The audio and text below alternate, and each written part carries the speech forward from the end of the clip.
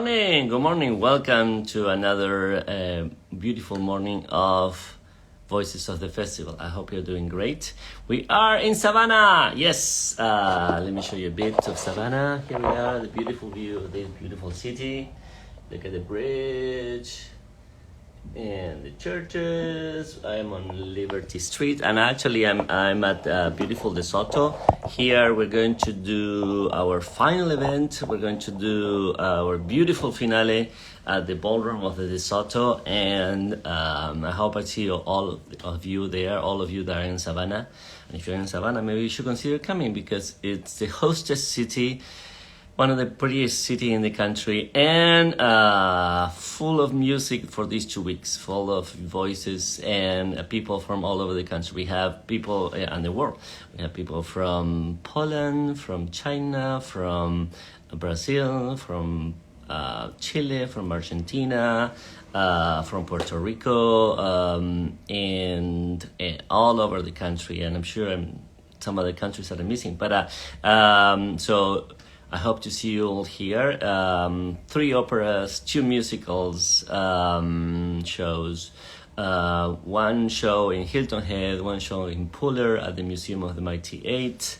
All over the city, we are at the Savannah Cultural Center. We're at the Christ Church, First Baptist, at Asbury Memorial. We are at the Morris Centers. We're at the De Soto. We are at the at Mighty Eight Museum. We are at the Hilton Head Centennial Park. So a lot of places.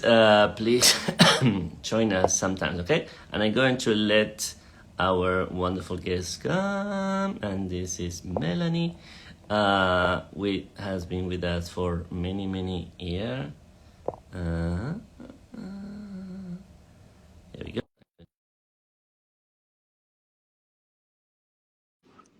She will join me in a second. By the way, she's there we go. There you are. Hi. Hi, Melanie. Hola, hola. How you doing? Good. How are you? Good. Where are you?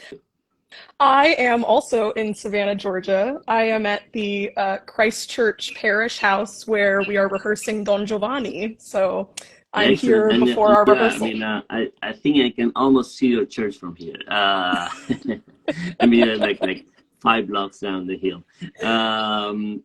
Beautiful and excellent. Can you put it your face a little down? So put it before a little up.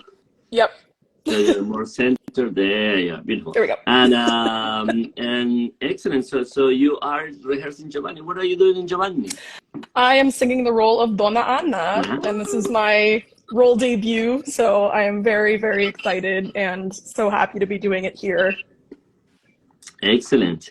And you've been with us how many years? I think this is my 4th season with the Savannah Voice Festival, my 3rd in person, because I did it virtually when the whole pandemic happened. So, and this is not your first lead role with us, right?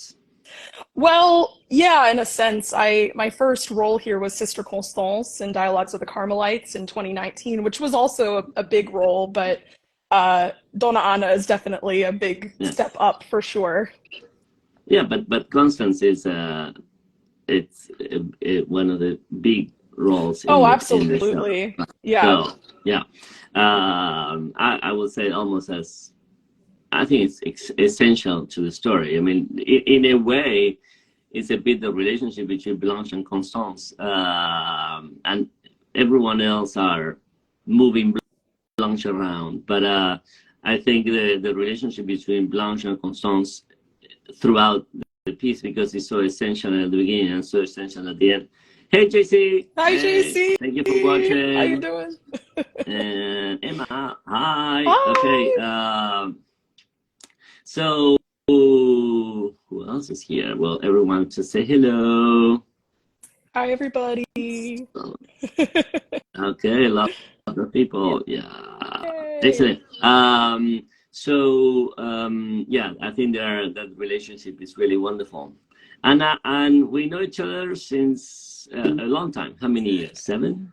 Well, I first met you when I was 13, auditioning for Yeah, I don't know if you remember this, but I got to the finals for the Juilliard pre-college, Oh, and I had my final audition in Lorraine Newbar's apartment, and you were playing for me. I mean, you okay, had no idea who I was, but I remembered you later when I saw you. So I was probably singing like the 24 Italian songs or something then. okay.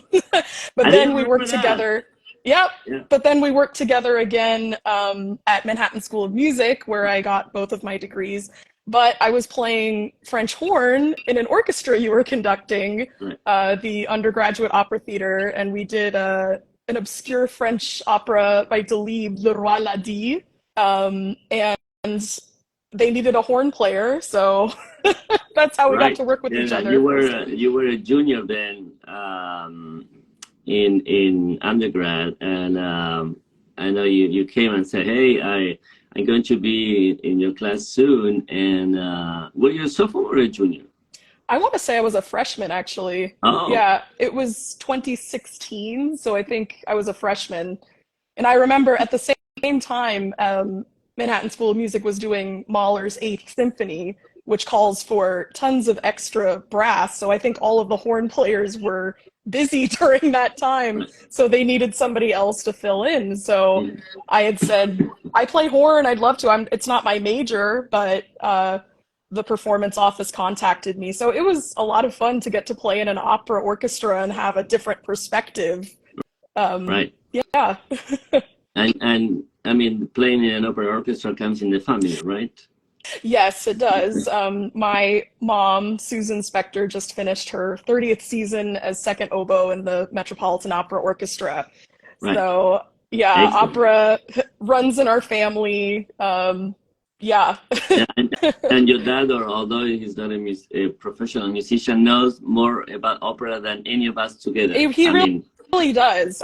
He's practically an encyclopedia, and I trust him just as much with anything in terms of vocally or in terms of musical knowledge that I do any musician that I work with. So did he ever study an instrument?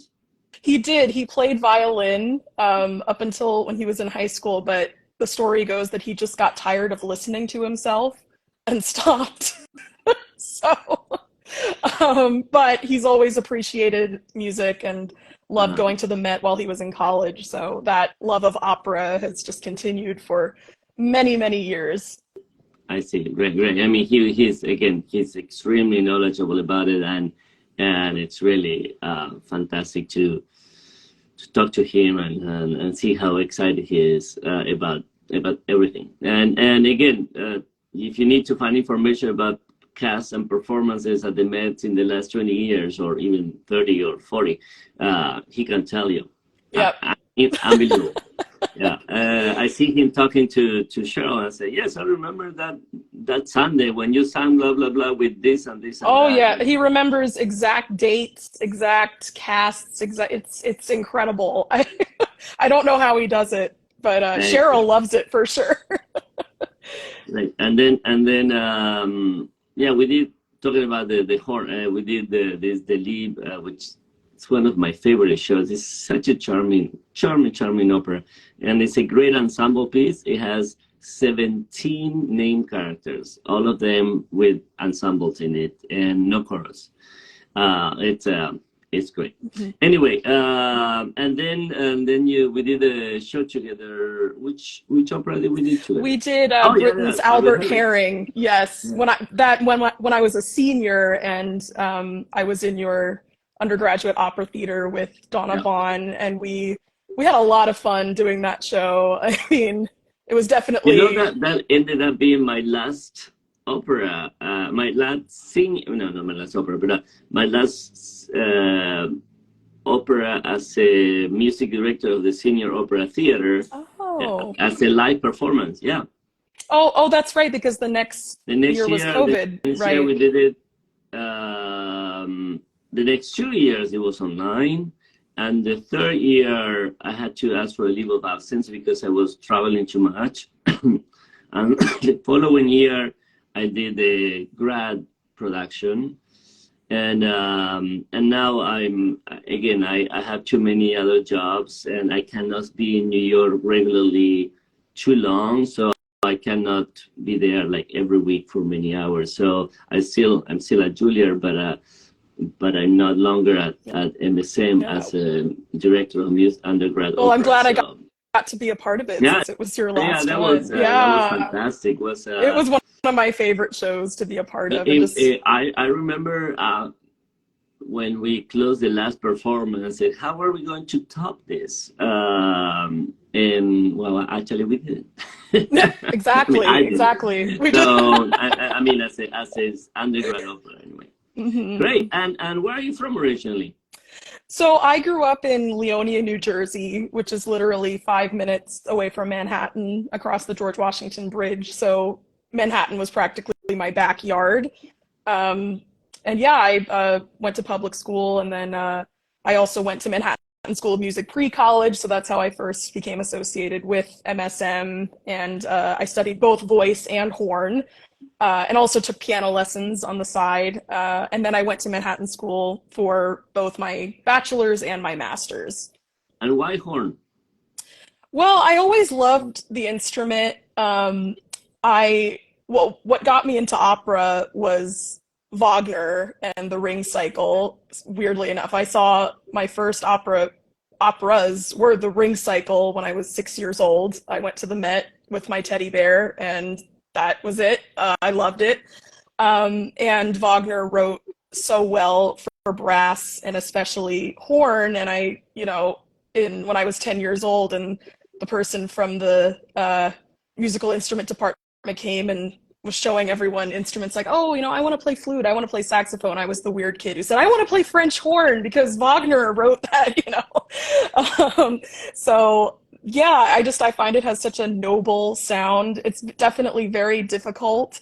It's in terms of like the range and how close each of the notes are to each other and how you need to adjust your embouchure. And it's not the kind of instrument that you can just put away for a little bit and pick right back up, which is why I haven't been able to keep up with it as much as I'd like. But yeah, I've always loved the sound of the horn, and I wish I had more time to be able to pursue both voice and horn, but alas.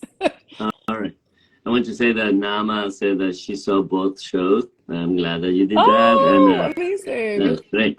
And say hello to Hi, Victoria. Hi, Victoria. Victoria. I'll see you Uh, soon. She's moving to Detroit, where I am. oh, So, also yeah.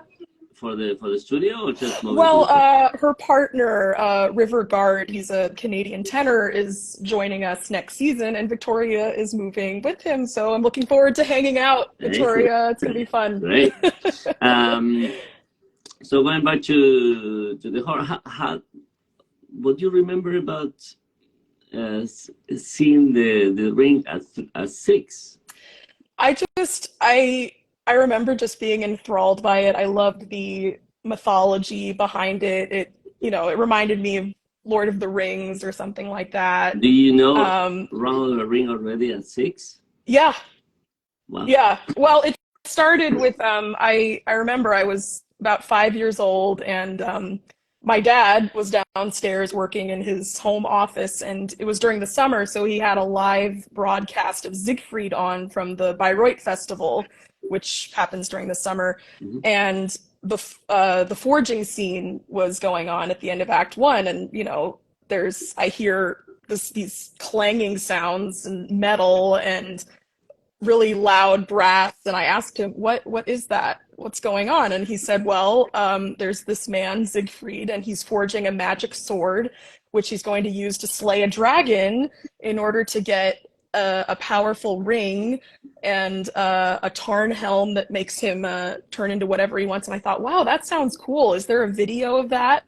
And so I think that same day we got out the DVD of the Otto Schenk Met production of the Ring, and we watched Act One of Siegfried, and then we went on and watched the rest of Siegfried, and then we watched the entire Ring cycle on DVD, and I going one act at a time, and I just loved it. And I found out that the very next season, which was 2004, the Met was going to be doing it live, and my parents kind of looked at each other like, are we crazy? Like, should we be taking a 6-year-old to the Met to see the Ring cycle? But I did. I loved it, and that's really how I truly got interested in opera. That was what did it.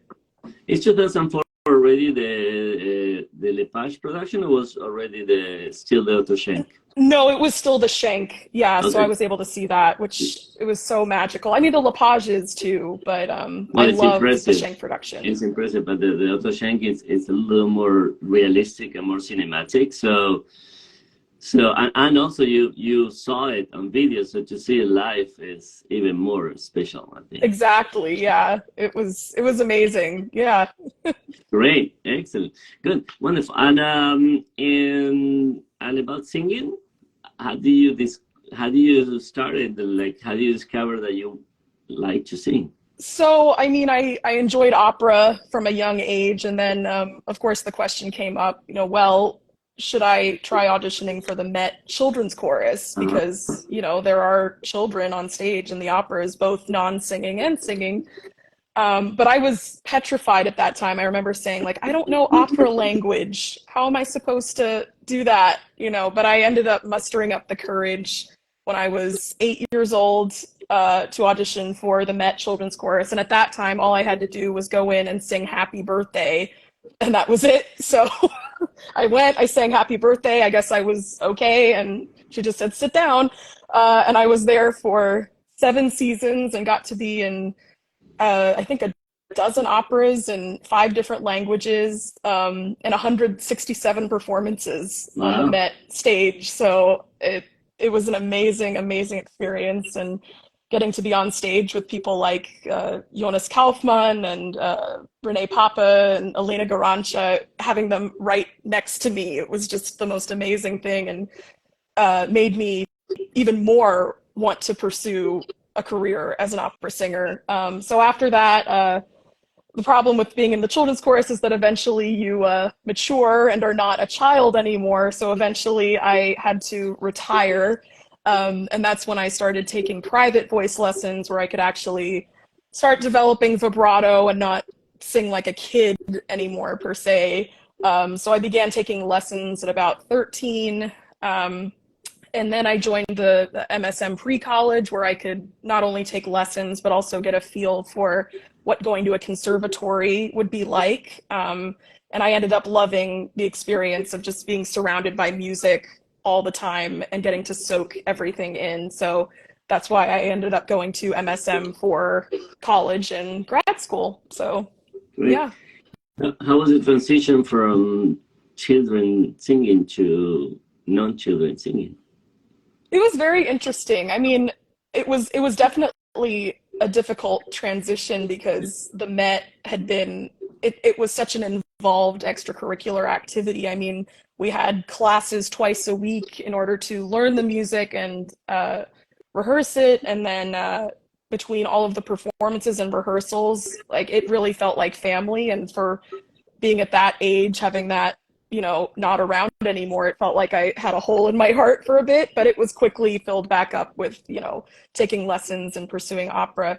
But it definitely was interesting, finally developing vibrato. It took a while to adjust because for so long, not that we were belting in the children's chorus, but, we weren't singing with vibrato and with that kind of focus. So it took me a little longer than maybe uh, a student who hadn't had that experience to sort of feel comfortable developing in that way. But eventually it came around. It took a few years, but that's how the voice is. It takes a while to develop. So What's vibrato? vibrato is it's that I guess if speaking to non-musicians, it's Right. that sort of it's not a wobble. It's more beautiful than a wobble, but it's where the voice is supported, meaning that I've taken a good breath and that I'm using all of my muscles in order to produce a sound that's healthy and focused and not just airy like that, but more like and you hear those vibrations, and it's the sign of a healthy vibrato is if it's not too fast or not too slow, and that's what you work on with a voice teacher. which took a long time for me because for a long time, even when I was a freshman at MSM, I had a very fast vibrato, which my teacher had called a flutter. It was like, ah! But eventually I got rid of that. And but that's why you take voice lessons. It's Right. to improve. So Great, fascinating. And I was going to say, and then you have a long time at Manhattan School, which is a large school. And how was your experience at Manhattan, or in a at college in music? yeah, no, I loved it there. And the best part was getting to be right in the middle of New York City. I mean, even though I'd grown up there, it was just so nice to be able to take classes, take lessons at the school, and then take the subway 7 stops down to the Met to see a performance. And being able to go to so many performances and see so many different singers, those were lessons in and of themselves. So being surrounded by that constantly was fantastic. I had a great teacher I worked with there, Mark Oswald, through all 6 years I was there. And he just cared so much for my voice, and he cared for all of his students so much. And I also still have so many friends from there who I still am in touch with and have met on gigs outside. You know, you never, it's the opera world is very small, so we always run into each other. So I had a wonderful experience there. Yeah. Great, wonderful. And what happened after masters? So after masters, I graduated in 2021, and then I had a year of just being thrown into the real world, and I was throwing applications at everything and everyone for various young artist programs and opportunities, and I managed to have a very nice season. I actually was able to make my professional debut last season at Eugene Opera in as the Queen of the Night in the Magic Flute. And Andrew Bizantz, who I met here when I was in Dialogues with the Carmelites, brought me there and conducted my debut. So it was really special. So I got to do By the that. way, And and Andrew is also conducting Don Giovanni. yes, he is. Andrew, as you all, most of you know, it's a big favorite of the festival, and he has been with us for almost 20 years. And I mean, with voice experience and with the festival since the beginning. And he always conducts some of our shows. And this year he's doing. Last year he did the Alice and Anna, the premiere of the double bill by Michael Chin, and this year he's doing Don Giovanni, which is directed by Cheryl and Maria. Cheryl means and Maria Subes, who are the co-founders and co-president of the festival. So it's a big production for us. Having Cheryl and Maria direct the show for the first time, it's really exciting. By the way, it's a production that they did it first at the Estate Theater, and the Estate Theater. Tell us about the Estate Theater. Yeah, so the Estates Theater is in Prague, where Don Giovanni actually premiered in 1787. So the original production that Cheryl and Maria directed was produced there. So to have them with that perspective, and also with Cheryl having performed Don Giovanni countless times and being one of the top Don Giovannis in opera history, it's been a joy to collaborate with them and just be a sponge and soak up all the wisdom possible By during the this way, production. also Cheryl was the first American to sing Don Giovanni at the State Theater. And Really? yeah, and also Wow. the State Theater, it has the particularity that it's is the only theater in the world that is still a stand from times Mozart in which any of his operas has been performed.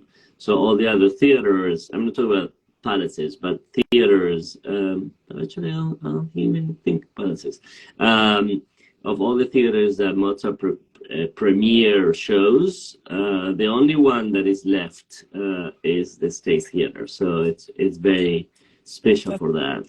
incredible. Yeah. Yeah. So anyway, so you have your professional debut singing Queen of the Night. Yes. And I had several other events last year. I did an outreach tour with the Metropolitan Opera Guild, and things like that. And then I got to the finals for the Detroit Opera Resident Artist Program. So I flew out to Detroit in April of 2022, I guess that was, and got to sing on the stage of the Detroit Opera House, which is Nice. absolutely stunning. And then flew back and I heard from Detroit Opera 2 days later, and they asked me, they invited me into their program, and I was so excited. I just burst into happy tears. And so I spent last season as a resident artist at Detroit Opera, and I'll be returning for my second season there starting next month in September. And it's a wonderful company with wonderful people. And I've had so many amazing opportunities there. So What it, I feel very what does lucky. it mean to be a resident artist in a major company like that? So a resident artist, it's almost like an apprenticeship of some kind. I am a paid professional. I have a full-time job. It's a full year contract. And but at the same time, I'm learning from their music staff and having the opportunity to learn and work with people who come in for the various productions, conductors, directors, singers. So, but at the same time, I'm able to be paid and have, a living and be able to work on my craft. And I also have the opportunity to be part of their productions, either singing supporting roles or covering lead roles. And sometimes we are thrown in, at the last minute, which is exciting. So yeah, it's a lot of work, but it's a lot of fun at the same time, and it's wonderful. And our program is led by Nathalie Doucet, who came last season from the Conservatory in Amsterdam, and of course Christine Gerke, Wagnerian soprano, who is now also the associate artistic director at Detroit Opera. So having those two at the helm has been fantastic, and they're always available, even with how busy they are, to help us and answer any questions we have. I didn't know that Natalie Dessay Oh, was. it's not not Natalie Dessay, not the coloratura soprano. Her name's Nathalie Doucet. Oh, oh, oh, But I oh, know oh. she gets that mistaken all the I time. can imagine. Yeah. Right. Yeah. And then she's a coach from France or Canada? French Canada. Yeah. Yeah. Okay. So but she worked in Amsterdam for a long time at the conservatory there, and also was associated with Dutch National Opera. And she, I believe, met Christine while Christine was working in Amsterdam, and Christine was already at Detroit Opera and thinking of how they could reinstitute the young artist program. So Natalie seemed like a great fit, and I'm so glad she's there because she's a fantastic coach and has helped me so much. So yeah. Excellent. Fun. And what have you done? I think you have a jump in situation I last year, did. right? Yes. Our final opera of last season was Ainada Mar by Oh, Godejof. It's a flamenco opera in Spanish. And it was my first time performing in Spanish. And I was originally covering the role of Nuria, who, well, first of all, Ainada Mar is a story about the great author and poet Federico Garcia Lorca.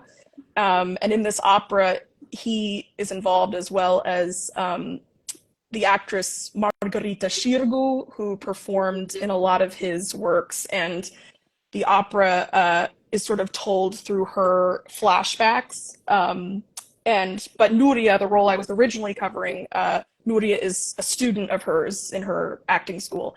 But on the morning of the first rehearsal, I was planning to just go and sit in my cover chair, but I got a phone call from Detroit Opera asking if I knew any of Margarita Shirgu, what, if I'd picked up any of it while I was learning Nuria, and I said, well, give me 15 minutes, let me look through the score, which is very complicated. But I did, and I said, I think I can do this. Natalie dropped everything she was doing, and I came right over to the opera house and ran through the entire role with her before the rehearsal.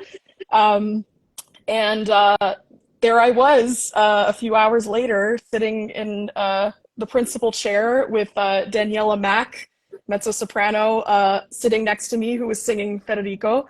And I was singing duets with her. And a few hours ago, I had just woken up having no idea that I'd be doing something like that. And Gabriela Reyes, who was originally singing Margarita, unfortunately showed up ill and needed time to recover. So I actually filled in for another week of rehearsals and then some later on. So it was it taught me a lot. It was very spontaneous, but it made me realize what I'm capable of, and that if I'm ever in that situation again, I can trust my musicality and skills and be able to do something like that. But it definitely taught me a lot. Great. Wow. Yeah. I thought you were already covering the role that when you knew that, but no, I had to learn it. I ended up memorizing it, I think within about 3 or 4 days, because they asked me and they said, well, it looks like she'll need some time to recover. So I just got to work. I went to a coffee shop and plugged in my headphones and listened to there's the great recording with the original cast with Dawn Upshaw as Margarita Shirgun. I just was listening to it over and over and over again, memorizing, and but I was not originally covering that role at all. And who was singing Nuria? Nuria was sung by Vanessa Vasquez. Okay. So it was a great cast. It was Gabriela Reyes as Margarita, Vanessa as Nuria, and Daniela Mack as Federico. Yeah. Beautiful. And this is a fantastic opera by Golichov, which is Argentinian, and Daniela is Argentinian also. And Gabriela, where is she from? Gabriela, yeah. Or her family is from Nicaragua. Okay. Yeah. Okay, great. And so it's a beautiful, moving, unusual piece. Yes. So beautiful. So beautiful. So it really is. Production that's coming out of the Met. Yes, it is. Yeah, and I'm so glad it is, because I know that it definitely has had quite a performance history since it premiered in, I think, 2003 at Tanglewood.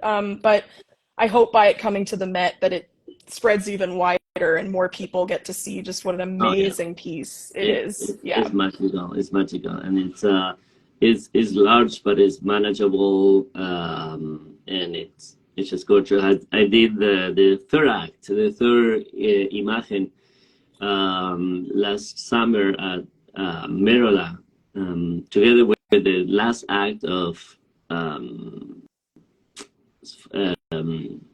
Florencia del Amazonas, which are two of my favorite Spanish opera, and the first act of Vida Breve, which is also the most famous Spanish opera. So it was a fantastic program. But that the magic that Goleshov does in that finale is just incredible. With the I mean, it's certainly much more modern because it has recording and it has offstage sounds, and it's just a wonderful work on recordings, and the recordings are presets. So it's certainly a new piece, but used in a way that it doesn't feel new. It just feels very, very very organic. It's just beautiful. Great. Yeah, I don't think it's I wasn't afraid to invite people to see it who hadn't seen a lot of opera. I thought, especially, it's only 80 minutes long, but it flies by because every moment is so saturated. But I wasn't fearful of inviting just anybody to come, because I believe that, anyone could experience it, even if they haven't seen an opera before. It's so in terms of the music, it's so cinematic, and it's very, very, very easy listening, but also or better, easy on the ears, not easy listening, but easy on the ears, uh, but dramatically so strong. So it's just quite beautiful. But the part is Thanks. really hard. It's very, very Especially, difficult. It really is. And I was fearful of, I thought, can I really do this? I mean, Margarita has some low G's, which I am not used to singing. I was coming from Queen of the Night, but actually having sung Margarita and getting through that whole process, I realized that my voice might be going in a different direction than high coloratura soprano, and it actually was really eye-opening to me and made me realize, hey, maybe I can try some more full lyric kind of repertoire. And I think Donna Anna definitely falls in that category. And after having worked on Margarita and spending time in that area of my voice, Donna Anna felt much more solid after that. So it was eye-opening in a lot of ways, for sure. how does it? What tell us for again for the non-opera crowd? What was the Fach and was the feeling of the navigation from one Fach to the next one? Yeah, so Fach is a German term used in the German school of singing, where it's a general category category of voice, where for each voice of repertoire that feels appropriate. So when I said that when I was singing Queen of the Night, I was in a high coloratura Fach, that means I'm comfortable singing repertoire where there are a lot of high notes and a lot of fast notes as well. And because the Queen of the Night goes all the way up to a high F, as people know. And then when I said that Margarita is more in the full lyric Fach, that means that she sings a lot more in the middle register of her voice, and that she doesn't spend as much time singing high, fast notes, but sits more in the middle. And when you talk about a Fach, you often talk about other roles, like a set of roles that kind of fit into that Fach. So whereas for Queen of the Night, a Queen of the Night might also sing Lucia di Lammermoor, who has the big mad scene, or Gilda, who sings Caro Nome, which is, very light and, things like that. But while a singer who sings a role like Margarita might also sing Marguerite in Faust, something a little more settled, where her highest note, I want to say it's a C, C. I'm not sure, but it's not as high. Yeah. Yeah. C. Yeah. It's not as high. It sits in the same sort of area that Margarita does, if that makes sense. Yeah. Yeah. Great. Good. Good. And how do you discover your Fach or navigate your Fach, and how do you transition from, and how often do you change Fachs? It depends. I mean, some people say that the voice changes every 7 years. It's probably different for everyone, but especially for singers who are in their 20s, mid 20s, approaching 30s, the voice can change. I mean, because our bodies are our instruments, and bodies change and shift, and hormones shift, and things like that. So oftentimes, it is possible to realize that, hey, maybe this repertoire isn't fitting as well anymore, and I need to make a change. So for me, this past year, and thanks to the amazing staff at Detroit Opera, I realized that my voice probably has a little bit more substance than I might have thought initially, and I wasn't using all of my instrument to the best of my ability, because yes, I could sing Queen of the Night, and I still can. I have the notes, but uh, I have more colors to work with in my middle register, and that's why I'm working more on full lyric repertoire now, and things that show off that area of my voice as well, rather than just focusing on one box of high flighty coloratura roles, if that makes sense. Sure. And what are the projects coming up, or interesting, or things that you would like to do? Yeah. Well, I go back to Detroit in September, and my first assignment there, we were doing a gala conducted by our newly appointed music director, Roberto Kalb. And I'll be singing Fior di Ligi in the Act One finale of Così fan tutte. And then I will also be singing as one of the solo singers in a set of miniature operas by John Cage, which should be very interesting. Are Very those modern composer. Europeras or Your operas, yeah. We're okay? doing numbers 3 and 4, and they're directed by Yuval Sharon. And then I'll be role studying Bess in Breaking the Waves. She's the leading character in that opera by Missy Mazzoli. And then I'll be singing the hen and the innkeeper's wife in Cunning Little Vixen by Great. Janicek. It'll be my first time singing in Czech, so I'm very excited about that. Who's Um, conducting Vixen?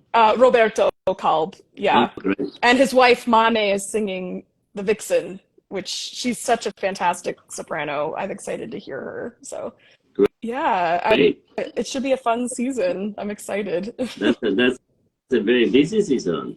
For sure, In terms yeah. of performance, consider that you are, you're involved with many other things in sharing, but that's fantastic. That's fun to be in so many beautiful performances. Yeah, I'm excited. And then during the year, we have the opportunity as part of the resident artist program to do a lot of recitals around Metro Detroit and go into the community. So we get to perform a lot of art song and also have a chance to try out new arias in front of people. So we do get to do a lot of performing, which is really, really great. But also you have to already plan for the future, so not wait until you're done with Detroit and now then how do you manage that? Well, I do have to, since I'm under contract, I have to get permission from them every time I uh, want to take a leave to go take an audition, which usually I'll fly back to New York because that's where my family is, so I can stay with them. But yeah, especially this year, since it's my second year and for sure my last in the program, I'll be wanting to fly back pretty frequently to take advantage of any opportunities I can in order to secure some performances for the following season, 2024-25. So we shall see what happens. I'll have my fingers crossed, but Right. Well, with such a beautiful history and all this experience that you gain in such a short time, it's a good indication that things are working well, and hopefully it will continue in the path. And so, congratulations. And I thank know that you have you. to go to rehearsal now I soon. do, yeah. We have In a fact, that's why you are there in the rehearsal hall. Let's put it that way. yes. So, well, thank you so much for joining us, and I hope many of you will come and see you. I'm talking to the audience. Many of you will come and see the many performances that we have in the next 2 weeks. Again, we have over 25 performances and events in 2 weeks, starting on Sunday, August 6th. Our first show will be Arias, and you're singing in I it. am, Uh, yes. yeah. So we have at the Christchurch, in fact, where you're rehearsing in the same institution, although not the same building, at Christchurch, which is where we did our first performance ever. By the way, this season is called Legacy, Lasting Legacy, because the idea is to focus on the legacy of opera, especially the legacy of Cheryl Mills and Maria Zubes, and both are performers and educators. And we're going to fittingly start at Christchurch, which is where we did our first performance in the Savannah West Festival ever. Our first performance in Savannah was there, and singing arias, and where we introduce all our study grant artists and some of our festival artists, and so it will be a beautiful parade of amazing talent. It's this Sunday at 5:30 p.m., August 6th. 2023, if you're seeing this in the future. So thank you very much. And by the way, when is your show of Don Giovanni? Our show is on Saturday, August 12th. I believe it's 6:30, 6:30. 6:30, at the Asbury Memorial Church in Savannah.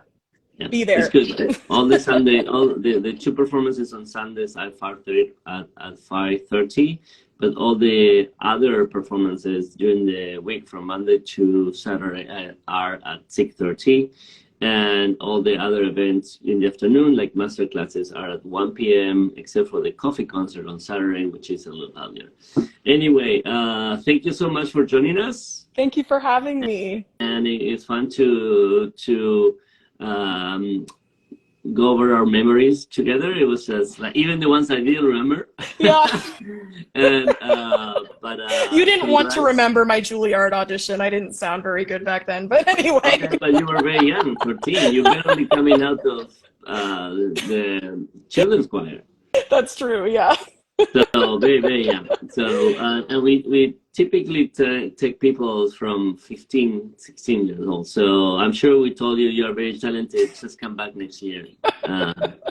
Anyway, so thank you again, and thank you everyone for watching and supporting the Savannah Voice Festival. We're very proud of our festival, and I hope you see you in our performances. Okay. Thank you, Emily, and thank you, everyone. Sorry, Bye. Melanie, and thank you, everyone. Thank you. Okay, Bye. bye.